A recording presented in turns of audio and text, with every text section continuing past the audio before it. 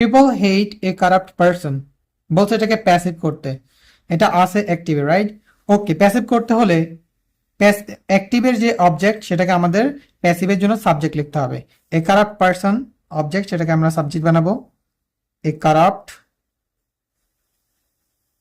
Person. ওকে, এখন tense অনুযায়ী আমাদের এখানে অক্সিলারি ভার্ব আনতে হবে। Hate a person, people hate a corrupt person.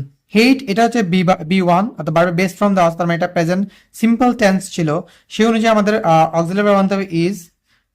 Subject অনুযায়ী কারাপ্ট পারসনের জন্য অক্সিলারি ভার্ব কি হবে? এম ইজ, আর মধ্যে কোনটা হবে? Is. A corrupt person is.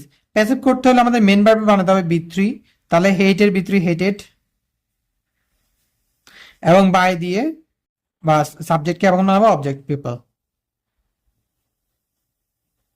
People hate a corrupt person, এটাকে প্যাসিভ করলে হবে a corrupt person is hated by people. আচ্ছা, অ্যাক্টিভ মানে হচ্ছে যে সাবজেক্ট যদি ভার্বের কাজটা করতে পারে তাহলে সেটা হচ্ছে অ্যাক্টিভ, আর সাবজেক্ট যদি ভার্বের এই কাজটা করতে না পারে তাহলে হচ্ছে প্যাসিভ।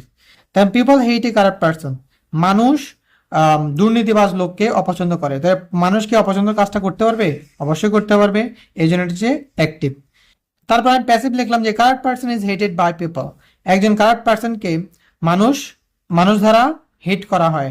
তাহলে এই হেট করার কাজটা কারাপ্ট পারসন নিজে করতে পারবে না, এটা মানুষ করে, রাইট? সাবজেক্ট এখানে ভার্বের কাজটা করতে পারতেছে না, এই জন্য এটা প্যাসিভ।